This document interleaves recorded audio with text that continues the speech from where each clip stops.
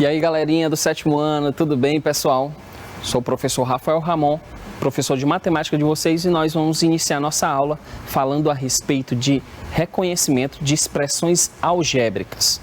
Então, pega aí papel, caneta, lápis e borracha para a gente dar início à nossa aula. Vamos lá, pessoal.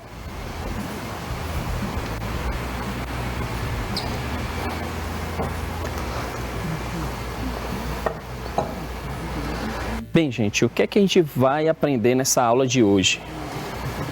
Nós vamos aprender a reconhecer uma expressão algébrica. Na realidade, nós vamos interpretar alguns problemas de tal forma que a gente possa reconhecer uma expressão algébrica e a gente possa modelar o raciocínio de um problema utilizando justamente uma expressão algébrica. Então, o que são expressões algébricas, gente, para a gente começar a nossa aula aqui? Para a gente poder tentar esclarecer, dar uma luz aqui para vocês a respeito desse tema. As letras na matemática, gente, elas são usadas para representar números desconhecidos ou para generalizar propriedades e fórmulas da geometria.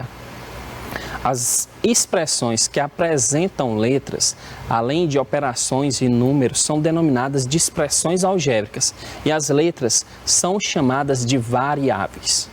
Mas como assim? Imagine o seguinte, que eu queira somar a sua idade, que está aí do outro lado da telinha, com a minha idade. Para começo de história, eu não sei a tua idade e para começo de história, você não sabe a minha idade. Mas vamos supor a seguinte ideia: a minha idade, como vocês não sabem, vocês vão representar por uma letra. E a sua idade também nós vamos representar por uma letra. Então, o somatório da minha idade com a sua idade é justamente o seguinte: a minha idade é X. A sua idade, vamos colocar como Y. Os famosos X e Y.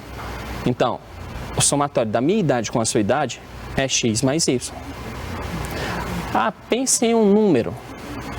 Pensei num número. Eu tenho como descobrir o número que tu pensou? Não tenho. Mas eu tenho como representar esse número que você está pensando. Então, pensei num número. Número M. Agora faça o seguinte. Divida por 2. Dividir por 2. Some com o dobro do número que você pensou, some com 2m e subtraia de 10. Então, essa representação que eu acabei de colocar aqui, gente, nada mais é do que uma expressão algébrica, onde nós temos aqui letras para representar determinados valores ou propriedades matemáticas. Então, essa é a ideia que vocês têm que colocar na mente de vocês. Essa é a ideia que vocês vão ter a partir de hoje a respeito de expressões algébricas. Toda e qualquer é uma representação de um modelo matemático que pode representar ou fórmulas geométricas ou fórmulas algébricas e assim sucessivamente. Vamos apagar aqui para a gente dar continuidade. Olha só a seguinte ideia. Vocês já ouviram falar, com certeza, umas aulas anteriores e até hoje mesmo ainda ouvem falar que todo número natural multiplicado pelo número 1, ele é igual a ele mesmo. Nossa, todo número natural multiplicado por 1, ele é igual a ele mesmo.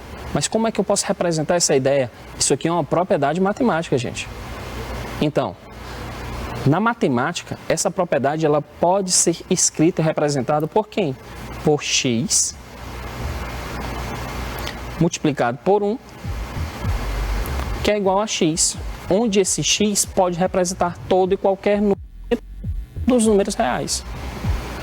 Então, olha só, aqui a gente vai fazer uma redução desse conjunto dos números reais. Nós vamos trabalhar com o conjunto dos números naturais. Então, nessa ideia aqui que a gente está trabalhando, o x representa um número natural qualquer, podendo, portanto, a sentença assumir quaisquer valores.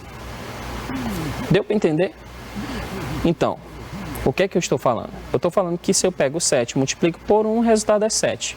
Eu estou falando que se eu pegar o 1.307 e multiplicar por 1, o resultado é 1.307. O que eu estou falando aqui é que se eu pegar a raiz quadrada de x e multiplicar por 1, o resultado é raiz quadrada de x. Então, o que nós temos aqui é uma propriedade matemática representada por uma expressão algébrica. Olha só que massa.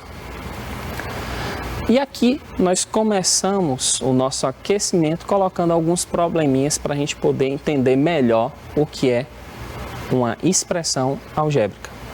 Uma pessoa ganha R$30 por dia de trabalho.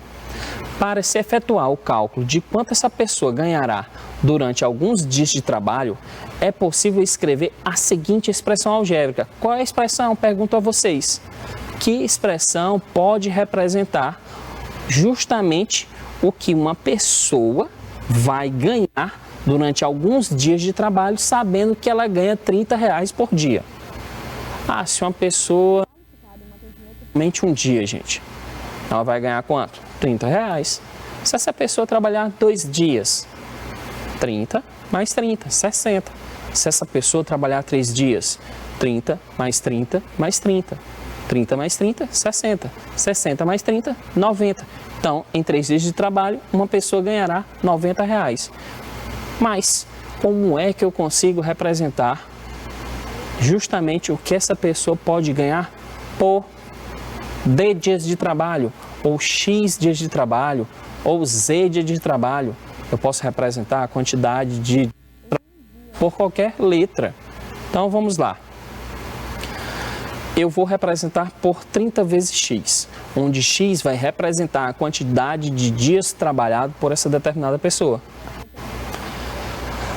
Então, aqui nós temos que X representa o número de dias trabalhados, que pode variar 1, 2, 15 dias, 30, 40, 50, 100 dias trabalhados.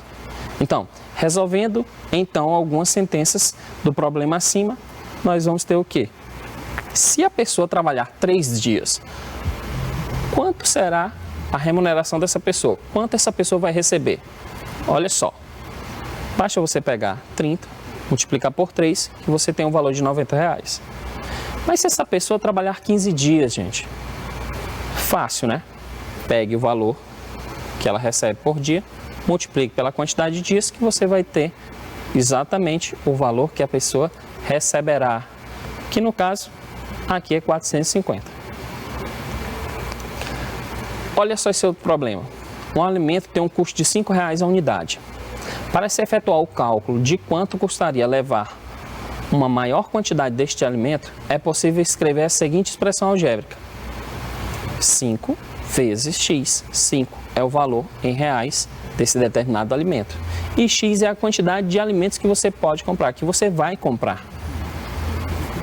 Então, para se representar exatamente o valor de determinadas quantidades desse alimento que você vai levar, você pode pegar apenas o valor e multiplicar pela essa quantidade.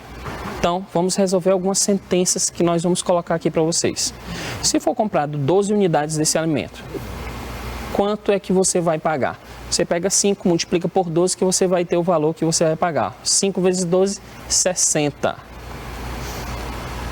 Mas se você comprar apenas 5 unidades, 5 vezes 5, que é igual a 25. Então, 5 vezes 5, 25. R$25 será pago por esse alimento. Olha só esse novo problema que eu tenho aqui para trazer para vocês. Gustavo, ele recebe um salário fixo de R$600, mais um adicional de R$70 por dia trabalhado no final de semana. Usando uma expressão e chamando de D a quantidade de dias trabalhados nos fins de semana e T o valor total recebido no mês, determine a expressão que representa o valor recebido como salário. Então, como é que a gente vai fazer esse modelo matemático, que é justamente a representação de uma expressão algébrica, para descrever quanto Gustavo irá receber ao final de um mês? Pare, pense um pouquinho aí, que logo em seguida a gente vai para poder mostrar como é que a gente deve modelar esse problema.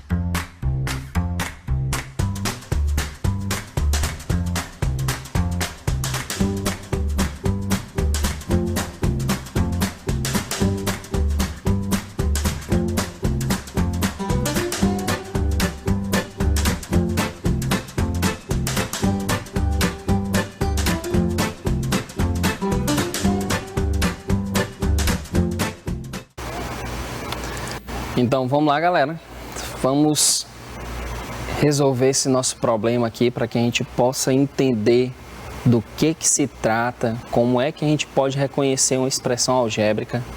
Então, olha só, Gustavo recebe um salário fixo de R$600, mais um adicional de R$70 por dia trabalhado no final de semana.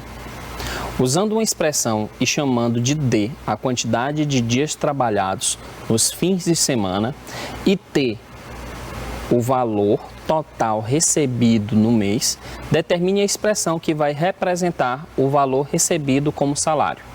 Então, eu quero que você preste bastante atenção para os dados que nós temos no nosso problema aqui. Ele disse que tem um valor fixo, olha só, um valor fixo de R$600. Ele diz que tem um valor adicional de R$70, só que é R$70 baseado justamente na quantidade de dias de trabalhado nos fins de semana. E ele diz que o salário a ser recebido vai ser representado pela letra T. Então, o salário do Gustavo, T, é exatamente igual ao valor de R$600 mais R$70 multiplicado por quem? Por D, que é a quantidade de dias que ele vai trabalhar nos fins de semana. Olha só, D é aos fins de semana, certo? E R$70 é o que ele vai ganhar por cada dia trabalhado nos fins de semana. Então, a composição do salário dele, que vai ser representado pela letra T, é justamente igual a 600 mais 70 vezes D.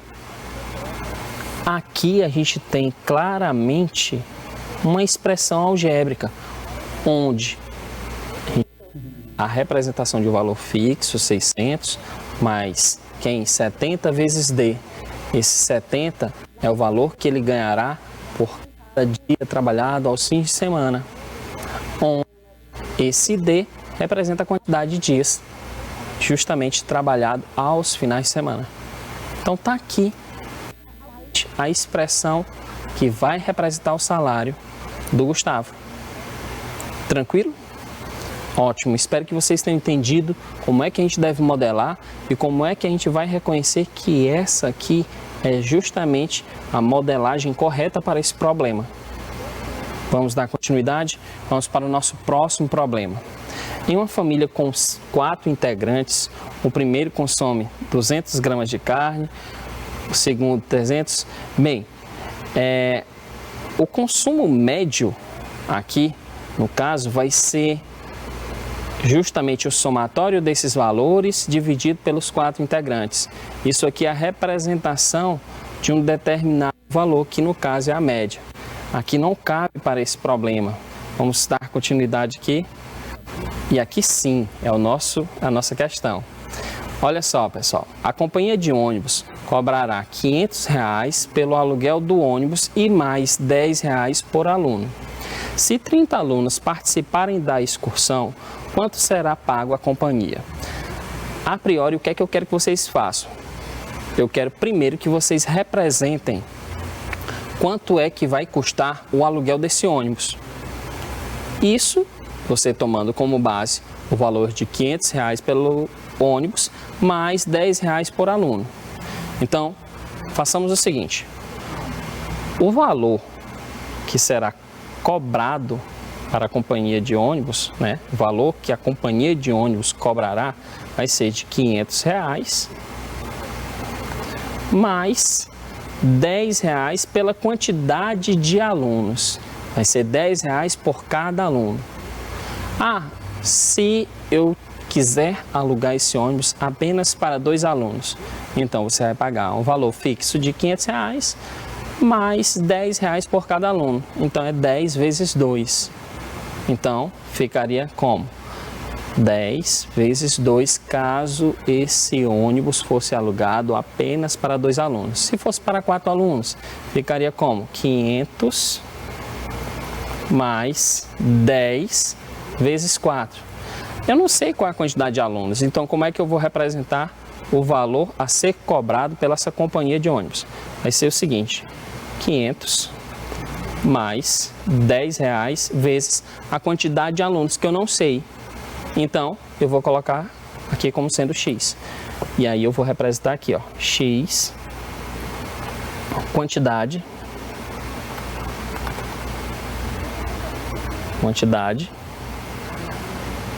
de alunos. Bem, essa é a expressão algébrica que vai determinar o valor que a companhia de ônibus irá cobrar. Mas logo em seguida você observa qual realmente é a pergunta. Ele quer saber quanto é que vai ser pago a essa companhia de ônibus se eu alugar esse ônibus para 30 alunos. Olha só o que é que você vai fazer. Você vai pegar 500, somar com 10 multiplicado por 30, porque 30 é a quantidade de alunos para o qual esse ônibus será alugado. Então, o valor a ser pago será 500 mais 10 vezes 30, 300, onde 500 mais 300 é 800 reais. 800 reais é o aluguel desse ônibus para 30 alunos. Ah, se o aluguel desse ônibus fosse para 50 alunos, como é que você iria fazer? Você faria o quê? Pegaria 500, somaria com 10 vezes 50. 500 mais 10 vezes 50, 500. 500 mais 500, 1.000. 1.000 o quê? 1.000 reais que será pago para um aluguel para o quê? Para 50 alunos. Então, 1.000 reais será o valor pago para o aluguel de um ônibus para 50 alunos. E assim sucessivamente. Deu para entender? E essa representação sai justamente por essa expressão algébrica.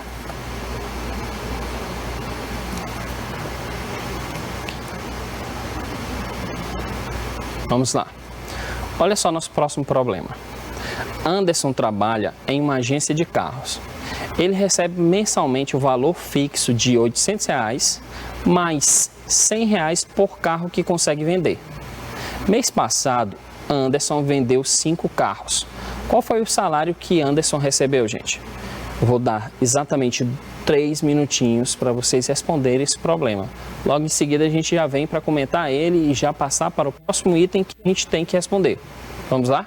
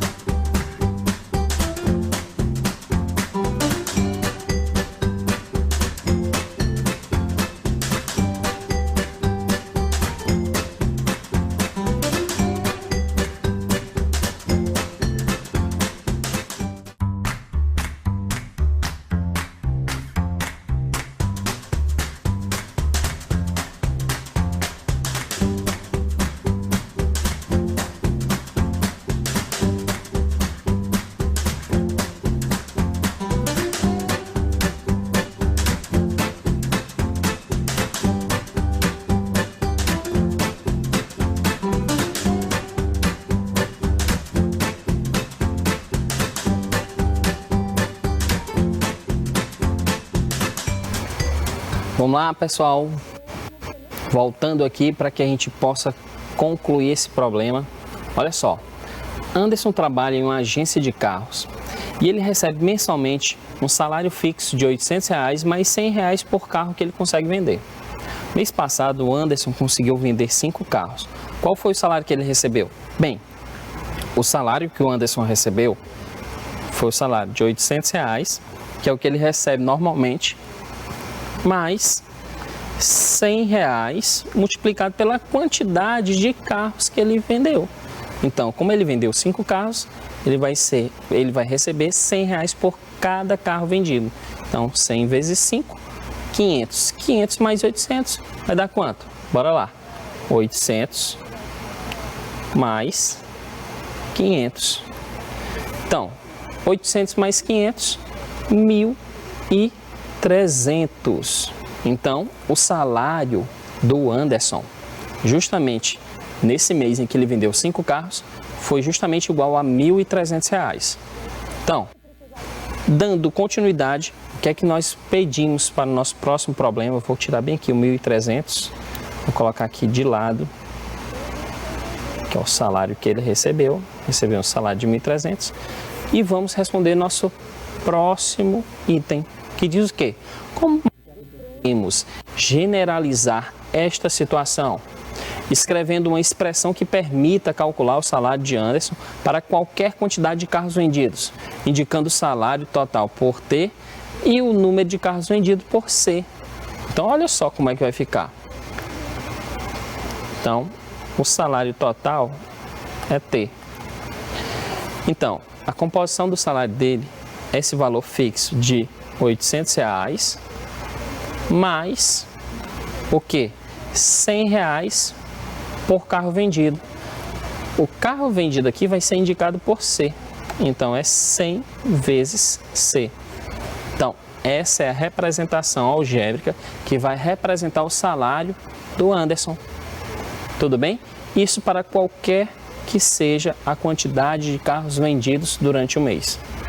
Tranquilo, gente? Então, era somente isso que a gente tinha que aprender. Nós tínhamos que aprender a ideia de reconhecer a expressão e tínhamos que apenas tentar sempre modelar esses nossos problemas fazendo a utilização de uma expressão algébrica. Nós ficamos por aqui. Eu espero que vocês tenham entendido tudo a respeito de reconhecimento de uma expressão algébrica. Nós ficamos por aqui. Até a próxima. Tchau, tchau, gente.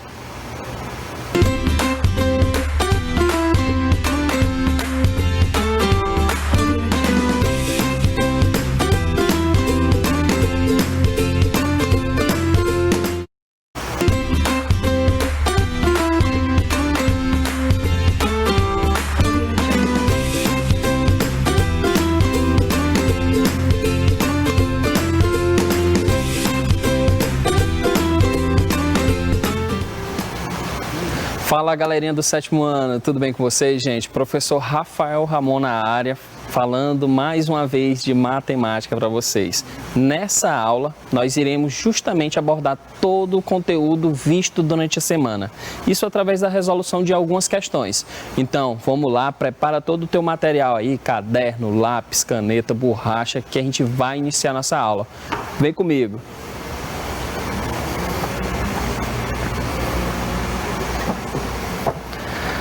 Bem, pessoal, olha só o que é que a gente vai falar nessa aula, o que é que a gente vai aprender na realidade, isso fazendo uso de alguns problemas.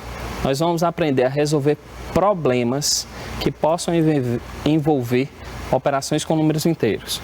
Nós vamos calcular a média aritmética ponderada, nós vamos localizar na reta números racionais em sua representação decimal ou fracionária, ou vice-versa.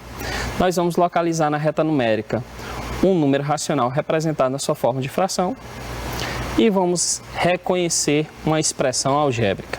Então, presta bastante atenção que nós vamos iniciar nossa aula e olha só nosso primeiro problema. Um campeonato de futebol está sendo disputado em uma escola. Os resultados de cada equipe foram anotados em uma tabela. Faça uma representação matemática envolvendo números positivos ou negativos e anote o saldo de cada equipe. Em seguida, responda as questões. Olha só, aqui está a nossa tabela. Observe aí, primeira coluna, a equipe é o quê? Azul, amarela, preta e verde. Segunda coluna, gols marcados. E aí você observa, a equipe azul que fez 12 gols, a equipe amarela que fez 16 gols, a equipe preta que fez 13 gols e a equipe verde que fez 16 gols. Terceira coluna, a coluna dos gols sofridos.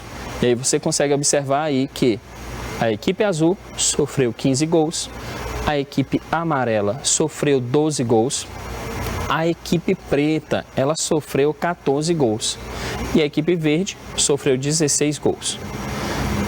Na coluna seguinte, a representação matemática do que ocorreu entre gols marcados e gols sofridos. E na última coluna, a coluna saldo, que é justamente o que aconteceu entre essa relação de gols marcados e gols sofridos. Será que esse time marcou mais do que sofreu? Será que o saldo dele é positivo? Será que o saldo dele é negativo? Isso tudo a gente vai ver agora.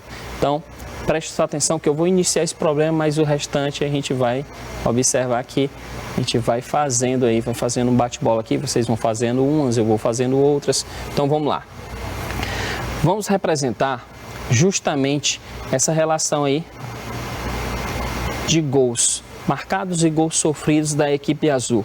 Então você vai pegar aqui 12 gols marcados, é 12 positivo, menos 15 negativo, que é a quantidade de gols sofridos. Pessoal, se nós formos operar entre esses dois números inteiros, o que é que a gente vai observar? Números com sinais opostos, efetuamos uma subtração entre eles. Então, 15 menos 12 é exatamente igual a 3. 3 positivo ou 3 negativo?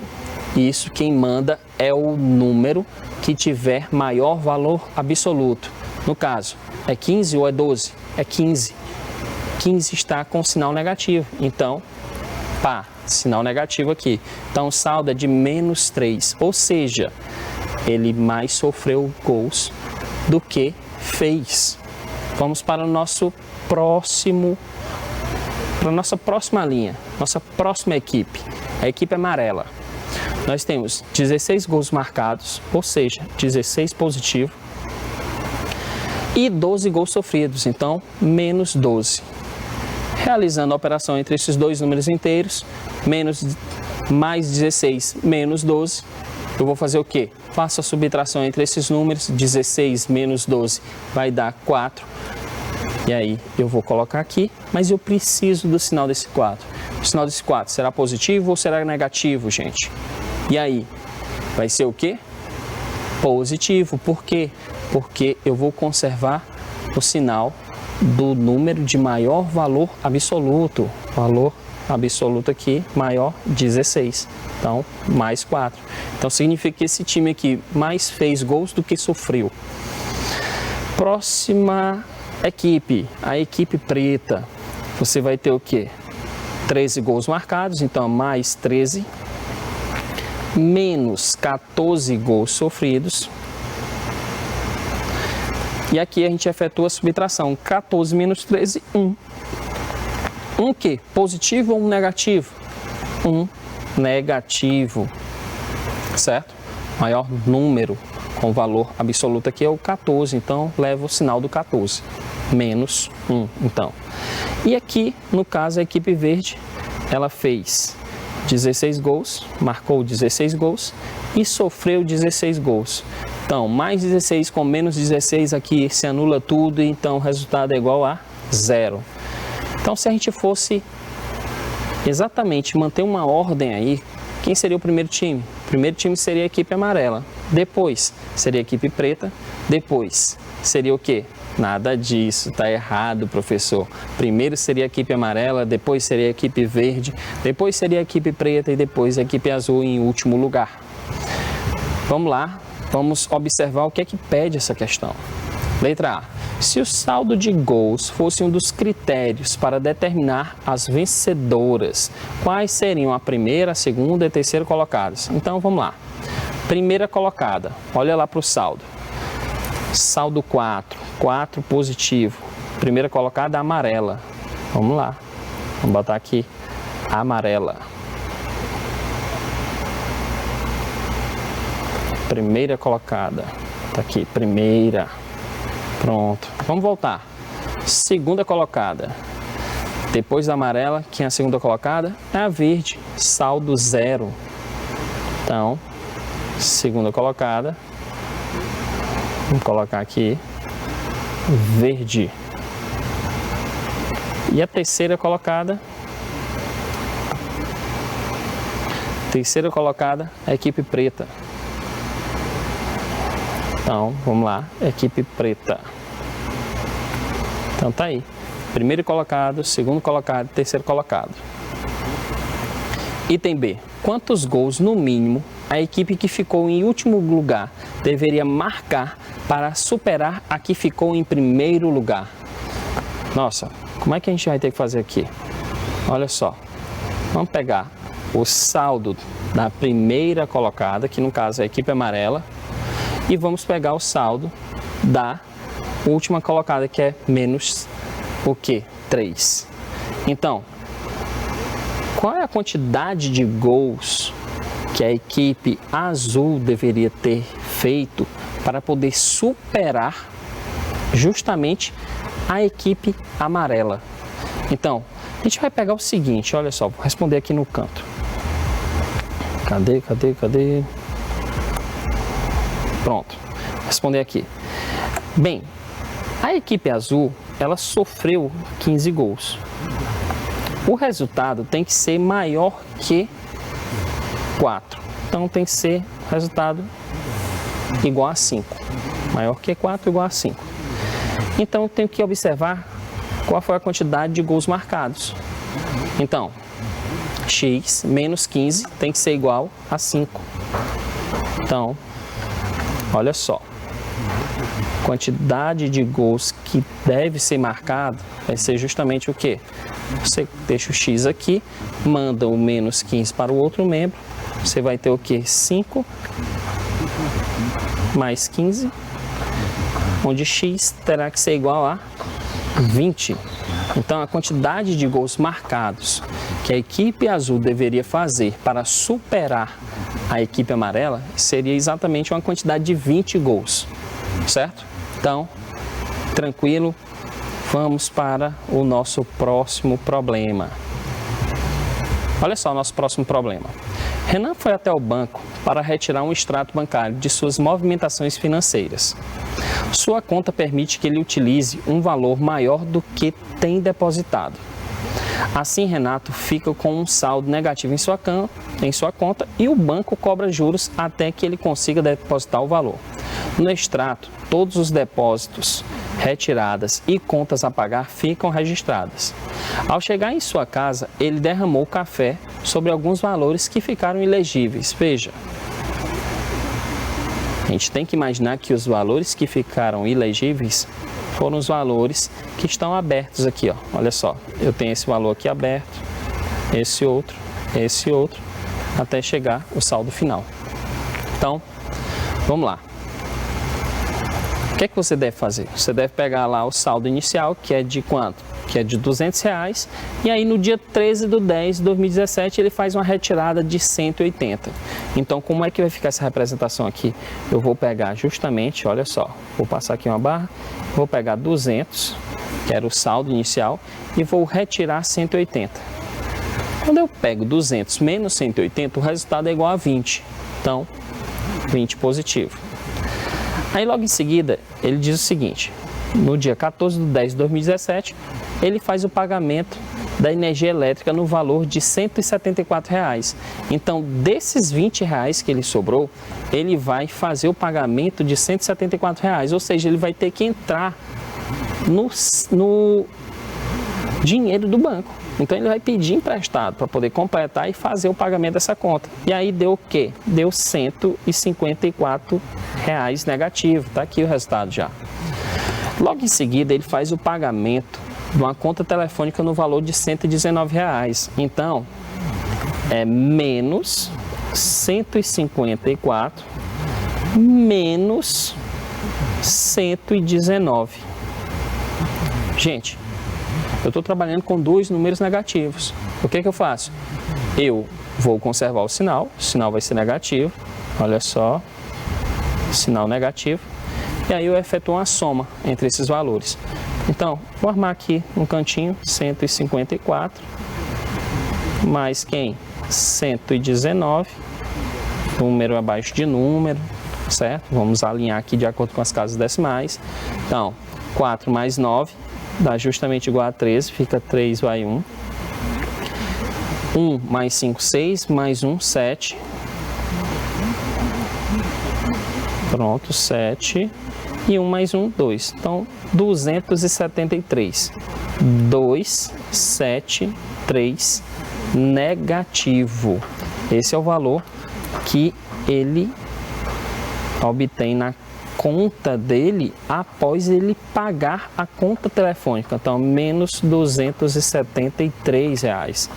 Eu vou apagar aqui esses valores para que não fique bagunçado. Pronto, vou apagar aqui. Olha só. Aí no dia 15, ele vai e faz um depósito de R$200. Ele depositou R$200, gente. Então, eu tinha aqui na minha conta o saldo de menos 273. E aí ele faz um depósito de R$200. Ele coloca lá na conta R$200. Então, menos 273 mais 200, o que é que você vai fazer? Olha só, uma operação com números inteiros de sinais opostos. O que é que você faz? Efetua-se a subtração e após efetuar a subtração você vai conservar no resultado o sinal do número de maior valor absoluto. Então vai ficar como? Vai ficar assim, ó. 273 menos 200, 73. Negativo no caso. Tá aí. Então, depois do depósito vai ficar menos 73. Então, qual é o saldo final? O saldo final é de menos R$73. Então, ele está devendo o banco ainda R$73. A gente tem que cobrir logo esse valor, senão vai ficar cobrando juros aí, e aí não é legal.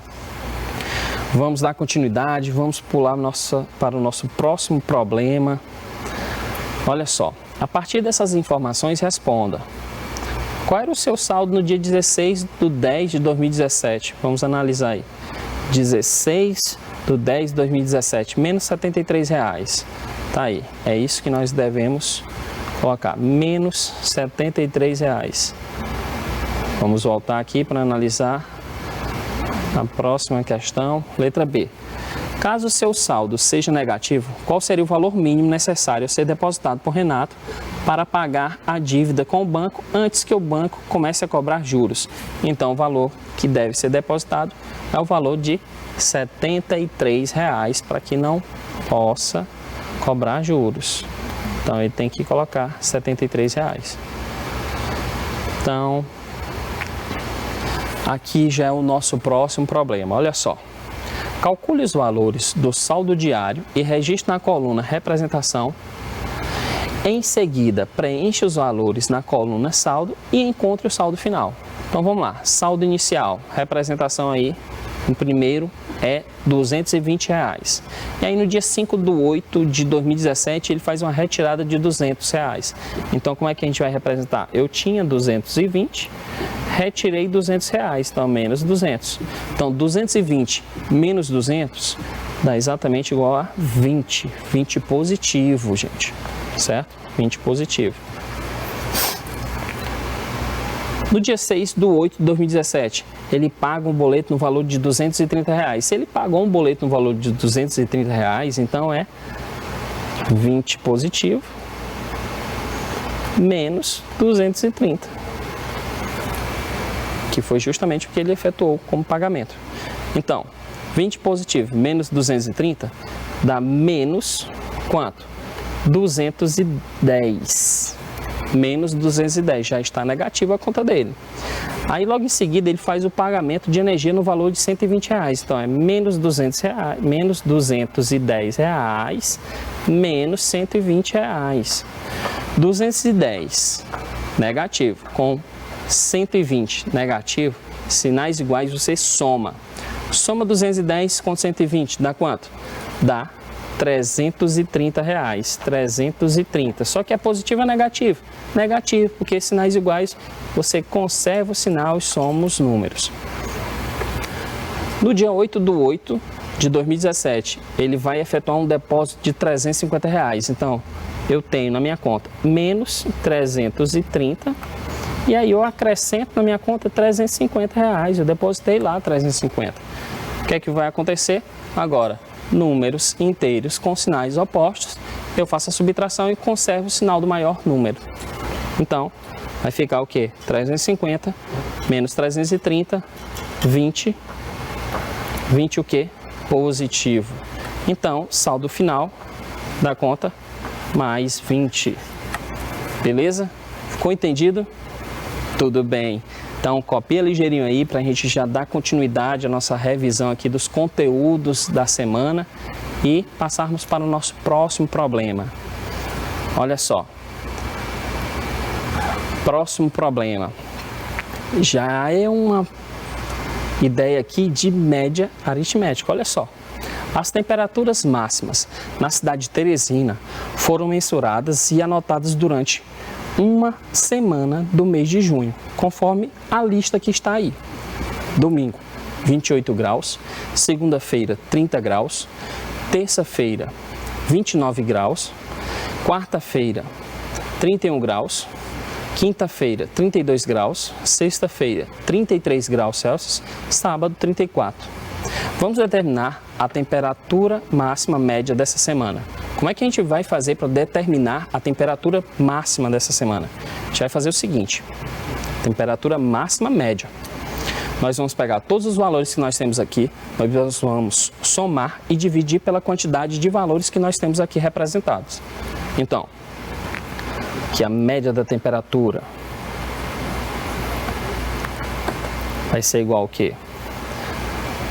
Faz aí, 28, mais quem?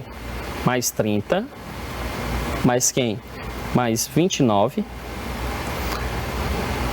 mais 31, mais 32, mais 33, mais 34.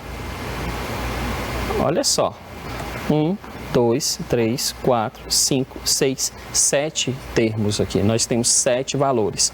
Então, nós vamos pegar esse somatório e dividir por 7. Então, faça aí. 28, certo? Mais 30, mais 29, mais 31, mais 32, mais 33, mais 34. Faça o somatório. Tudo bonitinho, faça o somatório. Então vamos lá. Ó, eu gosto de pegar e fazer logo o seguinte, observar como é que a gente pode fazer de forma mais fácil, procurar uma estratégia aqui, ó. Pego 9 mais 1 é 10, né? 10 mais 8, 18. Olha só. 18 mais 2, 20. 20 mais 3, 23. Mais 4, 27. Fica 7 e vai o quê? 2 para a próxima casa decimal. Então, 2 mais 2, 4. Mais 3, 7. Mais 2, 9. Mais 3, 12. Mais 6. Vamos pegar aqui mais 6. Vamos pegar o 3 e o 3. Mais 6. Vai dar quanto? Vai dar 18. Mais 3, 21. Vamos só confirmar? 4, 7. Ó, 2 mais 2, 4. Mais 3, 7. Mais 2, 9. Mais 3, 12. Mais 3, 15. 15 mais 3, 18. 18 mais 3, 21. Tá aí, 21. Então o resultado aqui desse somatório é 217 dividido por 7. Então vamos lá, gente. 217 dividido por 7. 21 dividido por 7 é 3. 3 vezes 7, 21. Para 21, nada. Vamos baixar o 7. 7 dividido por 7, 1. Então o resultado é justamente igual a 31 graus Celsius. Essa é a média das temperaturas máximas ocorridas durante essa semana aí. Tranquilo? Espero que tenha entendido tudo direitinho. Então, a média aritmética das temperaturas máximas ocorridas durante essa semana é justamente o somatório dessas temperaturas dividido pela quantidade de termos que nós temos aqui, que no caso são 7. Olha só esse próximo problema, pessoal. Isso aqui eu acho que eu vou deixar para vocês.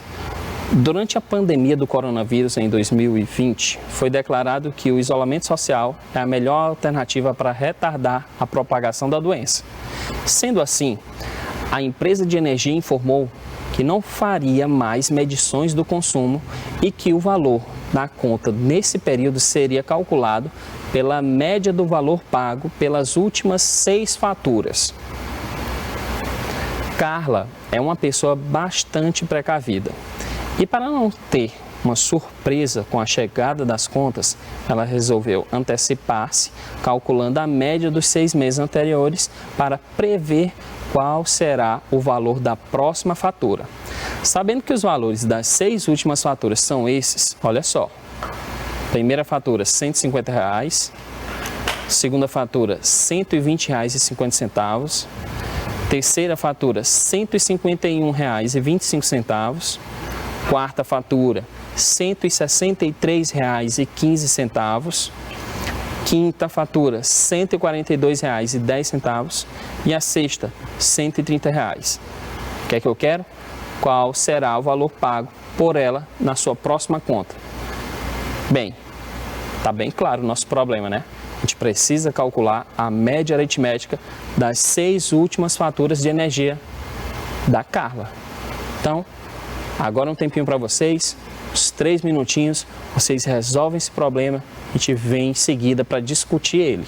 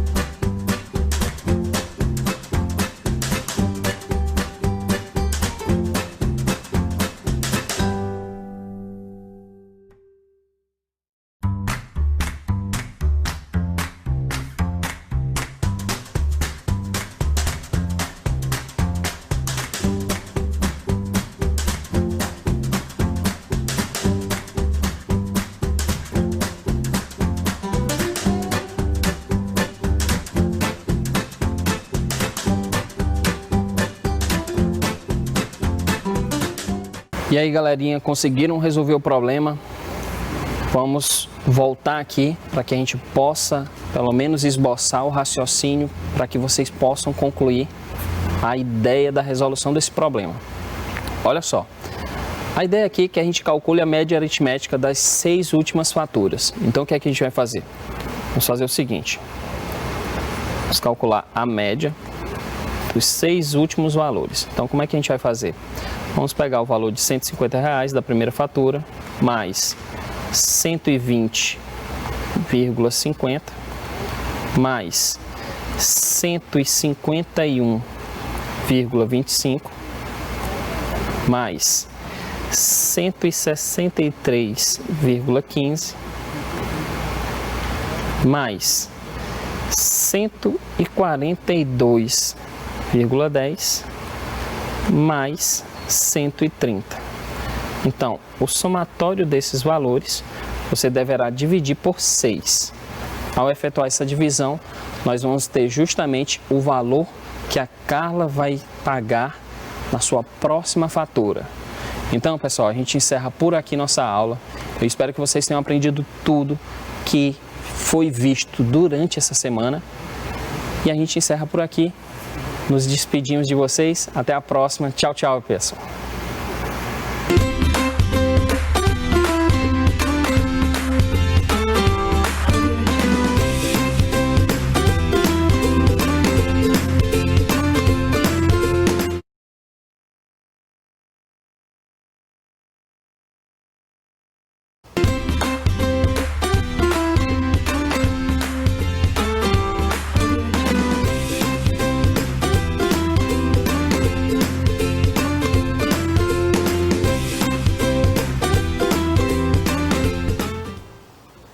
Olá, turminha do 7º ano, como é que vocês estão aí em casa?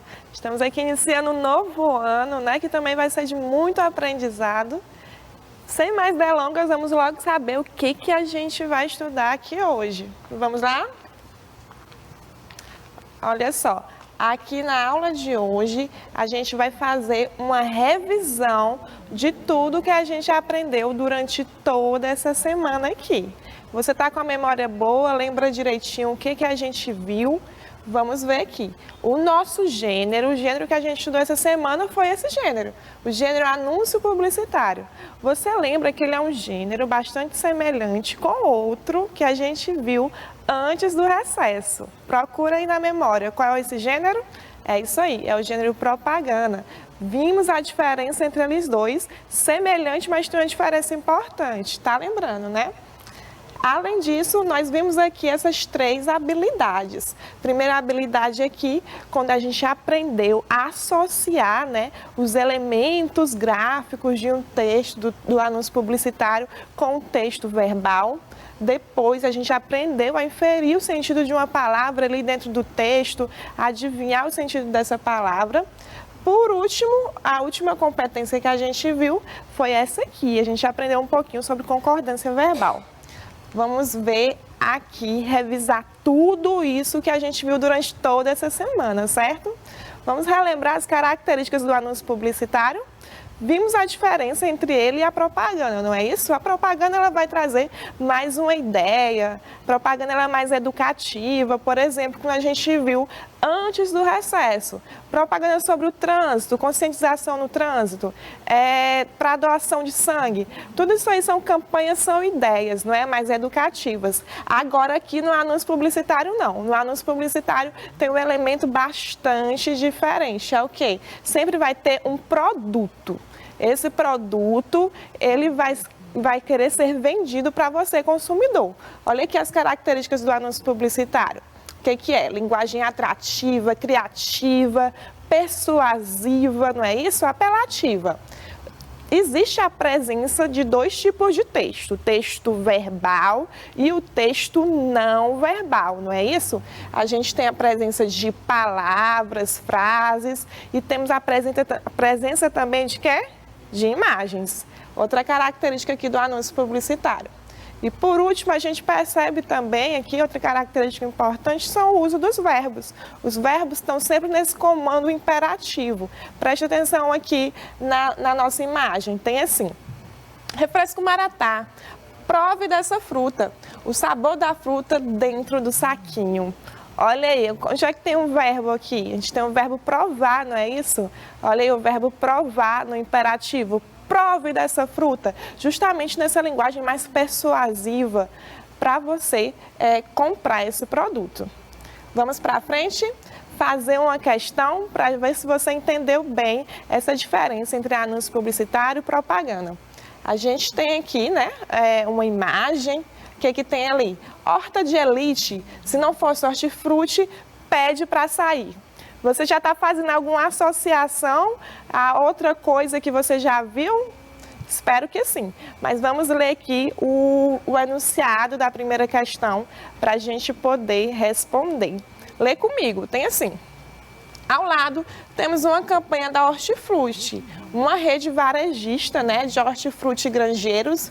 Que palavra grande, né? É uma rede que vende produtos de horta, né, de granja. O que mais que tem aqui? No anúncio publicitário, foram utilizados alguns recursos para tornar seu produto mais atrativo ao público. É justamente isso que o anúncio publicitário faz, não é? Ele utiliza de vários recursos, várias ferramentas para deixar esse produto atrativo, que é para você ter vontade de consumir esse produto. Não é isso que o anúncio publicitário faz? Isso aqui ele está afirmando. Vamos continuar lendo aqui o enunciado para saber o que essa questão quer da gente, né? Analisando a imagem e o texto verbal, quais estratégias o produtor lançou mão para cativar a atenção de você, consumidor, né? A atenção do consumidor. O que é que você acha? Analisando aqui essa imagem, o que é que tem de tão atrativo nessa imagem? Qual foi as ferramentas aqui que o produtor utilizou para vender esse produto? No caso aqui, né, um tomate. Um tomate é algo assim bem simples, mas ele utilizou de vários recursos, várias ferramentas para deixar esse produto dele atrativo. Não é isso? Vamos ver aqui quais foram. Olha só, a principal coisa que ele fez aqui nesse anúncio para deixar esse tomate, esse produto simples atrativo, ele fez uma referência a um filme que eu tenho certeza que você lembrou aí em casa, quando ele fala horta de elite, se não for hortifruti, pede para sair. Você associou de cara, eu acho, a um filme que eu não sei se você já assistiu. Esse filme ficou bastante conhecido, né? Tropa de Elite. Percebeu como ele fez esse jogo de sentido, essa mudança, não é? Tem aqui. Foi feita uma associação a um título cinematográfico, a um título de um filme. Que filme é esse? O Tropa de Elite. Tem um slogan aqui embaixo também, tem assim: aqui a natureza é a estrela. Você percebeu que o slogan, ele está associando o produto dele, né, o tomate, a uma estrela de cinema. Olha aí, que bacana. Ele pegou algo simples e encheu de recursos para deixar isso atrativo para o consumidor. Deu até vontade de comprar, né, esse tomate. E é exatamente isso que o anúncio publicitário faz. Vamos para frente? Responder mais uma questão. Aqui a gente também tem outro anúncio. Olha aí, esse anúncio é bastante conhecido. Tem assim, dor de cabeça, tomou Doril. Aí tem a palavrinha apagada, mas você já fica subentendido que essa palavrinha apagada é a palavrinha dor, né? Porque esse slogan, ele é bastante característico. Tomou Doril, a dor sumiu. Percebeu que a palavrinha dor ali ficou apagada. Qual é esse produto que ele está vendendo nesse anúncio? É isso aí. Ele está vendendo o Doril, que é um remédio para dor de cabeça. Vamos ler o anúncio? Lê o anúncio junto comigo para a gente saber o que essa questão quer da gente. Tem assim, o texto ao lado é o quê? É um anúncio publicitário, ele afirma. Um dos seus objetivos é chamar a atenção do consumidor de uma maneira bem criativa. Exatamente isso que o anúncio publicitário faz. Observe que no slogan desse produto, a palavra dor existia, existia a palavra dor e ela foi omitida, ela foi retirada, ela foi apagada. Esse efeito é justificado, pois, o que ele quer aqui? Ele quer que você marque a alternativa que justifica o desaparecimento da palavra dor dentro do anúncio. Por que será que ele tirou a palavra dor ali do anúncio? O que foi que aconteceu? Na letra A tem assim: o produtor do anúncio esqueceu a palavra. Será que quem estava lá fazendo o anúncio, confeccionando, ele só esqueceu da palavra dor e por isso não colocou? O que você acha? Vamos ler aqui a letra B. Na letra B tem assim: aconteceu um erro na emissão do anúncio. Será que foi um erro? Ficou rasgurado ali e ele não quis mais colocar? Será que foi isso que aconteceu? Eu vou lendo e eu quero já que você vá pensando na resposta e vá descartando junto comigo. Eu acho que a letra A e a letra B não faz muito sentido, não é isso? Vamos para frente, vamos ver aqui a letra C. Será que reforça a ideia que o anúncio quer passar? Reforça, dá mais uma afirmação para essa ideia. Será que é isso na letra C? E por último, a letra D tem aqui: deixaria o anúncio com uma carga negativa. Se colocasse a palavra dor ali, ia ficar muito pesado, com uma carga negativa. Foi por isso que ele não colocou? O que você ia marcar? Letra A, B, C ou D? Pense aí junto comigo. Vamos ver aqui a resposta? Já marcou, né? Já dá seu palpite aí em casa. Vamos ver se você acertou. Olha só, a resposta correta seria justamente a letra C, quando ele fala que reforça a ideia do anúncio publicitário. Qual é a ideia? Que se você tomar Doril, a dor vai fazer o quê? Desaparecer. ao você consumir esse medicamento. E é justamente isso que ele faz no slogan.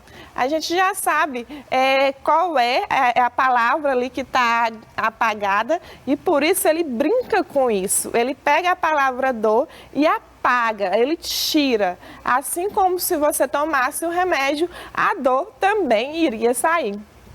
Percebeu como ele utilizou ali de uma estratégia bastante criativa para chamar a atenção ali do consumidor, reforçar a ideia que esse anúncio quer passar. Justamente a letra C. Vamos para frente? Responder mais uma questãozinha. Você está acertando, está achando difícil, está achando fácil? Estamos só aquecendo. Vamos ver aqui na terceira questão. A terceira questão, ela traz novamente aqui um anúncio publicitário. Vamos fazer a leitura desse anúncio. Tem assim: neste Dia das Crianças, não deixe a brincadeira acabar mais cedo.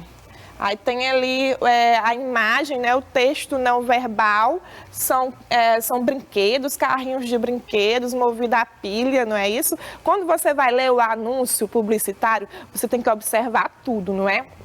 O que é um anúncio? Um anúncio publicitário ele é a junção da imagem do texto não verbal com o texto verbal. Então, quando você for fazer essa leitura, você tem que ver as duas coisas e tentar associar. Já lemos aqui o texto não verbal, tem também a imagem, né, de uma pilha, né? A pilha Alfacel. Olha aí, já descobrimos qual é o produto que esse anúncio está vendendo aí para você, consumidor. É uma pilha, a pilha Alfacel.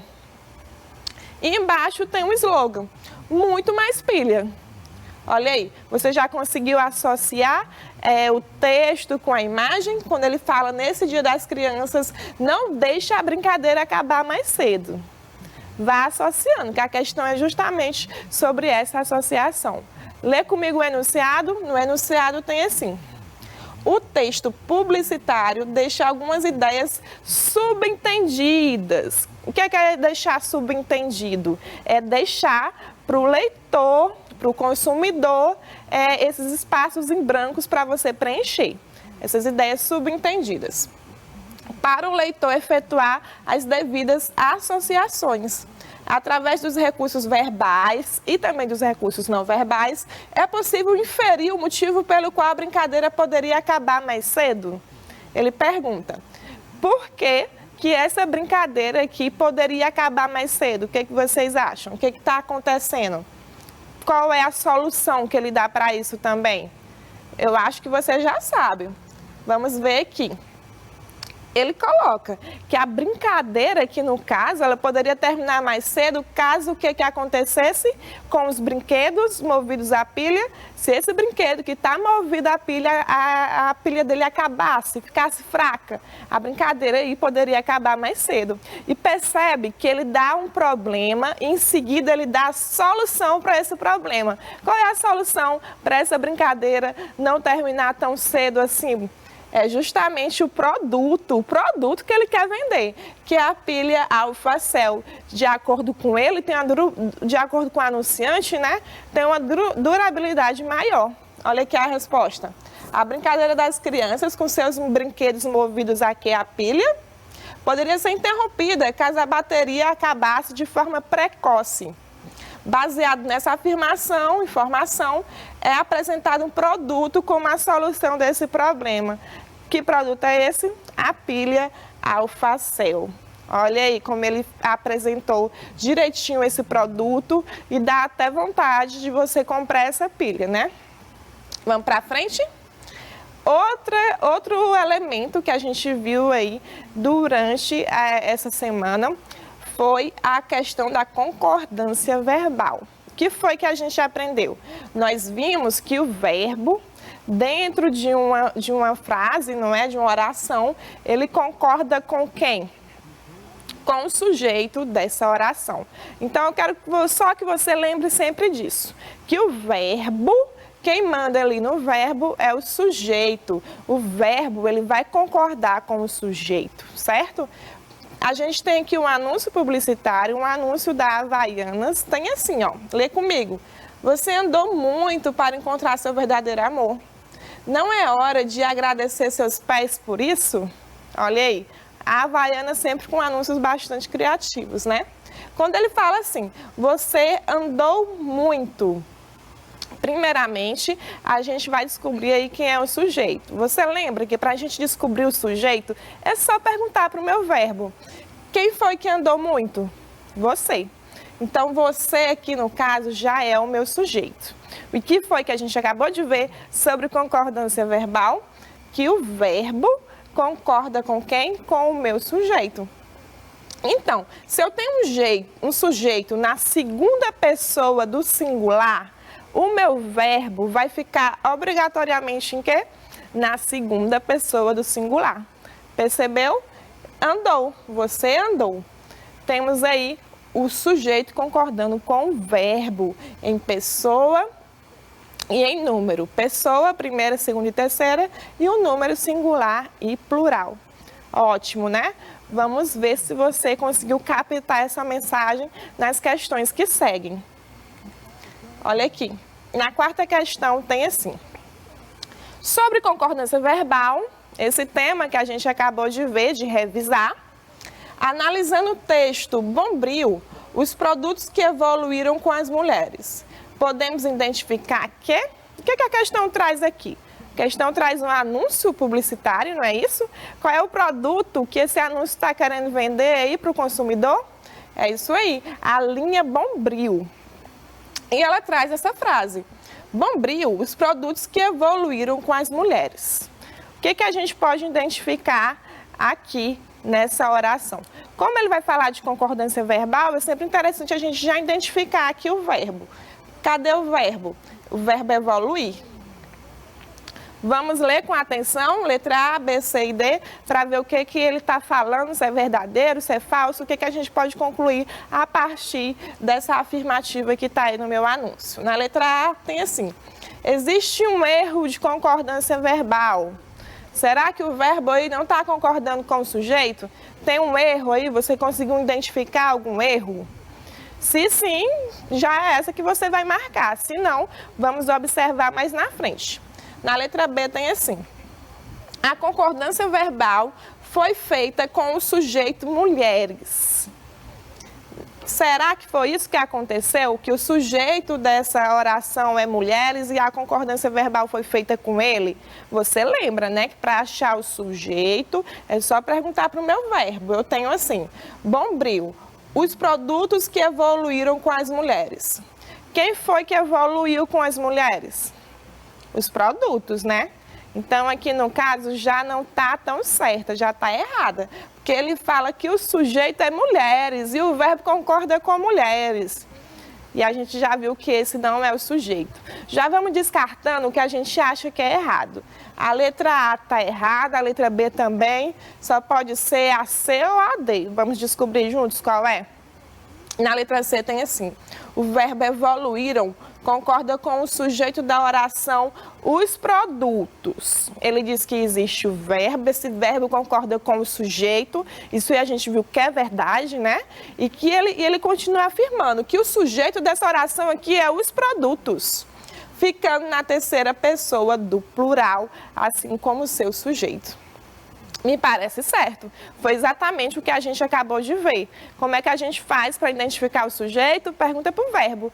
A gente perguntou e conseguiu achar a resposta. A resposta do meu sujeito aí é os produtos. Ela parece certa. Mas vamos ver aqui a letra D, para a gente confirmar ou não. Na letra D tem assim. O verbo, ele só precisa concordar em número com o sujeito. Número, você sempre faz aquela associação de singular e plural. Não havendo a necessidade de concordância em pessoa. Será que isso aqui é verdade? Quando eu falo que o meu verbo só precisa concordar com o meu sujeito na questão do número, singular e plural. Mas eu não preciso concordar em pessoa. Será que é isso que está acontecendo aqui? Não, né? A gente viu justamente o contrário, que o meu verbo, ele vai sempre estar ali na mesma sintonia do meu sujeito. Não é isso? Concordando sempre em número e em pessoa. Então, a letra D está errada, né? Qual é a única alternativa que daria certo aqui? A letra C. Vamos analisar novamente quando ele fala Bombril, os produtos que evoluíram com as mulheres. Vamos identificar o verbo já está aqui destacado em negrito, verbo evoluir. Em seguida, a gente procura nosso sujeito, pergunta para esse verbo. Quem foi que evoluiu com as mulheres? Responda os produtos. Os produtos aqui, no caso, é o meu sujeito. Agora, preste atenção, como o meu verbo está sempre em sintonia com o meu sujeito, está sempre caminhando ali lado a lado. O meu sujeito, ele está na terceira pessoa do plural, o eles. Então, o meu verbo, ele obrigatoriamente tem que ficar também na terceira pessoa do plural. Olha que bacana. E é justamente isso o que a letra C fala. O verbo evoluíram, concorda com o sujeito da oração os produtos, ficando na terceira pessoa do plural. Letra C, certinha, sem nenhum erro. Letra C é a alternativa correta. Tá bacana? Tá achando fácil, difícil? Tudo certinho, né? Vamos aqui ver mais um anúncio publicitário, responder mais essa questão sobre esse assunto também que é muito gostoso, né? Concordância verbal. O que a gente tem aqui na quinta questão? Tem assim, lê comigo o anúncio, certo? No trecho, nós estamos sempre pensando na qualidade de vida dos nossos pacientes. Por isso, desenvolvemos uma plataforma para facilitar o agendamento de consultas. Aí, dentro desse trecho, que foi retirado aqui do nosso anúncio do lado, a gente percebeu que existem alguns verbos que estão em destaque, não é? Estão em vermelho. Que verbos são esses que estão destacados aí? O estamos, né, do verbo estar, e o desenvolvemos, do verbo desenvolver. Vamos ver o que ele fala a respeito desses verbos. Como ela destacou esses dois elementos, a gente já sabe que as alternativas elas vão falar a respeito desses elementos destacados, né? Então, uma atenção a mais para eles. Vamos ver aqui, na letra A tem assim, vamos marcar a correta, certo? Na letra A tem assim, usado de maneira incorreta. Esses dois verbos aí foram usados de maneira incorreta, pois os verbos fazem referência a sujeitos diferentes. Será que é isso? Que existe um erro gramatical, um erro de concordância aqui nesse período? Não sabemos. Já a gente vai discutir. Na letra B tem assim. Foi feito de maneira errônea, de maneira errada, né? Em relação à flexão em pessoa. Continua dizendo que existe um erro. Na letra C ele fala, foi feito de maneira errônea também em relação à flexão em número. E por último, na letra D, ele diz que foi usado de maneira correta, que não houve erro, concordando com o número e pessoa com o sujeito nós. Vamos identificar aqui qual é que a gente pode marcar? Olha só, nesse período a gente tem aqui, né, dois verbos. E esse verbo está fazendo referência a quem? Será que é o mesmo sujeito ou será que são sujeitos diferentes? Vamos reler e tentar identificar isso? Quais são os sujeitos que esses verbos fazem referência? Porque a gente sabe, para a gente estabelecer a concordância verbal, eu preciso olhar para o meu sujeito, preciso saber quem é ele. Então, quando se fala em concordância verbal, precisamos ficar atentos ali ao sujeito. Vamos descobrir quem é esse sujeito? Tem assim, nós estamos sempre pensando na qualidade de vida dos nossos pacientes. Quem é que está sempre pensando na qualidade de vida dos pacientes? Nós. Perfeito? Perguntamos para o verbo e já identificamos quem é o meu sujeito. Meu sujeito aqui, no caso, é nós. Olha que bacana. Já achamos. Continuando para a gente saber quem é o sujeito do outro verbo. Será que é o mesmo ou será que é um elemento diferente? A gente só sabe analisando e perguntando aí para o meu segundo verbo em destaque. Ele continua falando. Por isso, desenvolvemos uma plataforma para facilitar o agendamento de consulta. Quem foi que desenvolveu uma plataforma para facilitar esse agendamento? Nós também. E o que a gente chegou à conclusão aqui? Que os dois verbos possuem o quê? o mesmo sujeito. Quem é o sujeito? O meu sujeito aqui, nós. Agora a gente percebeu que o meu verbo, ele sempre está ali andando em associação com o meu sujeito. Existe uma sintonia entre eles, não é verdade? Se o meu sujeito está aqui na primeira pessoa do plural, o que é que vai acontecer com o meu verbo? Vai estar também na primeira pessoa do plural. Estamos, nós desenvolvemos. Percebeu essa sintonia aí entre sujeito e verbo? E o que é que a letra D fala? A letra D fala assim: foi usado de maneira correta? Verdade. Os dois verbos aí estão em sintonias, concordando em número e pessoa com o sujeito nós. Olha que bacana. Letra D, alternativa correta. Vamos fazer mais uma questão para a gente ficar bem alinhado nesse tema.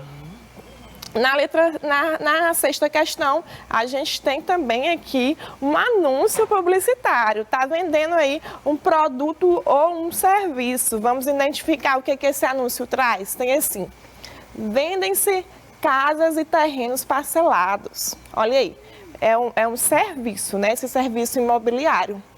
Aí traz até o valor, plantão de vendas na semana, tudo aí.